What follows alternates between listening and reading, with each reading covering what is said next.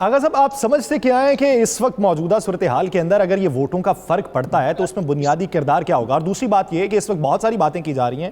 Fake news کی، fake videos کی، اس کو بھی بنیاد بنایا جا رہا ہے، اور یہ بھی کہا جا رہا ہے کہ الیکشن کے نتائج کے بعد بہت سارے لوگ اس کے اوپر بھی سوالات اٹھانے لگ جائیں گے۔ میری اس پہ رائے ذرا مختلف ہے۔ جو سوئنگ سٹیٹس ہیں اس میں جو چیز فیکٹر کاؤنٹ کر رہا ہے، جسے کوئی شخص اس بات پہ آمادہ نہیں ہے، بات نہ مین اسٹریم میڈیا نہ ایون ہم جو انالیسس کرنے کے لیے بیٹھے ہیں۔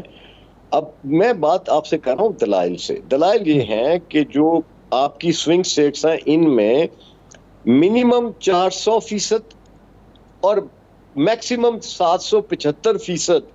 وہ جو بارڈر کراس کر کے انڈاکومنٹڈ امیگرینٹس نہیں ہیں، وہ انڈاکومنٹڈ انٹروڈرز میں کہوں گا کہ جن کو آنے دیا گیا ہے بیک گراؤنڈ چیک کے بغیر، وہ برڈن ہے ان سوئنگ سٹیٹس کی پاپولیشن میں۔ اور ان سوئنگ سٹیٹس کا مزاج اس لیے بدل رہا ہے اور اس لیے بدلے گا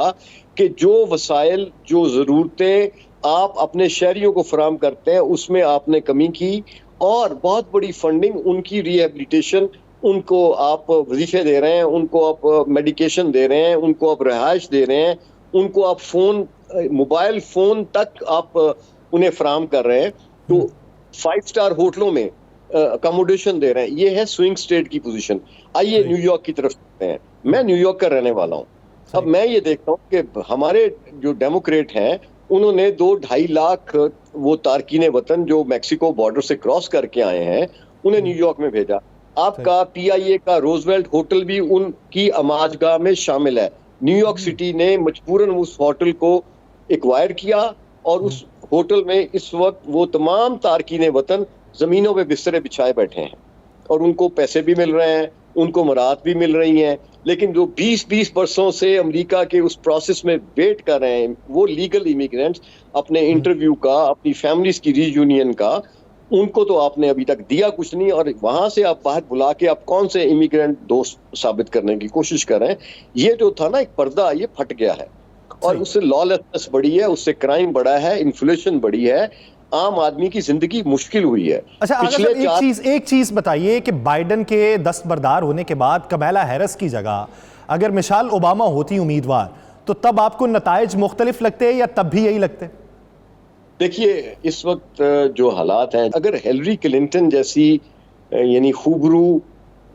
دانشمند، پاپولر اور ایکسپیرینس خاتون صدر ٹرمپ کا مقابلہ نہیں کر سکیں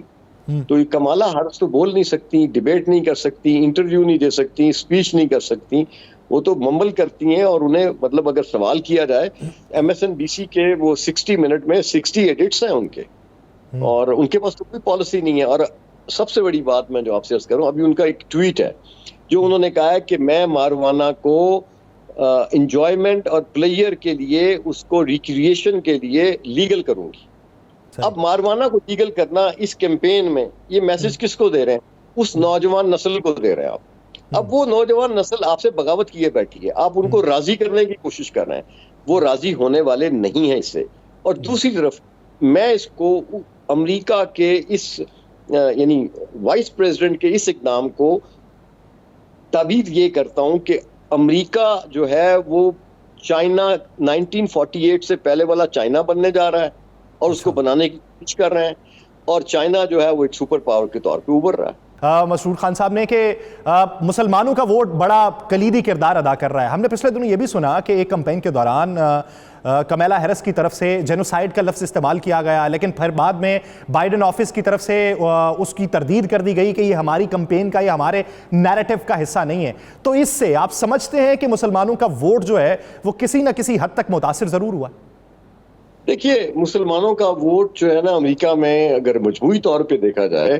تو وہ 2% ہے، لیکن اوور ویلمنگلی جو میجورٹی ہے مسلمانوں کی وہ مشیگن میں ہے اور نیو یارک میں ہے۔ نیو یارک کی جو ہے نا densely populated 5 boroughs New York City, اس کے 20% پاپولیشن مسلمانوں پہ مشتمل ہے۔ پھر جو اصل بات مسلمانوں کی نہیں ہے اس وقت جو کیمپسز میں نوجوان جن کی عمریں 18 سال سے 30 سال کے درمیان ہیں، وہ لوگ جو جینوسائیڈ پہ مظاہرہ کرتے رہے ہیں اسرائیل کے خلاف اپنا اکراس دی یونائٹڈ اسٹیٹس، اور پھر ان پہ جو بائیڈن ایڈمنسٹریشن نے جو تشدد کیا، ان کو اریسٹ کیا، ان کے اساتذہ کو اریسٹ کیا، پابندیاں لگائیں، تو وہ سب جو ہیں وہ کون تھے؟ وہ سب ڈیموکریٹ تھے، اور وہ فار لیفٹ کے لوگ تھے، وہ برنی سینڈر کے فالوور تھے۔ اب ان کے پاس آپشن کیا ہے کہ وہ ڈیموکریٹ جنہوں نے کمالا ہیرس کو ووٹ دینا تھا، ان کی ایک کثیر تعداد وہ اس وقت تیسرے کینڈیڈیٹ کو ووٹ دے رہی ہے، تو ڈیموکریٹس کے تو ووٹ کٹ گئے یہاں پہ، اور پھر چوائس آف دی کینڈیڈیٹ غلط ہو گیا۔ صدر ٹرمپ کی لڑائی اس وقت ڈیپ اسٹیٹ سے ہے، اور وہ ڈیپ اسٹیٹ جو ہے وہ پورا زور لگائے گی اگر اس الیکشن کے نتائج 6 نومبر کی صبح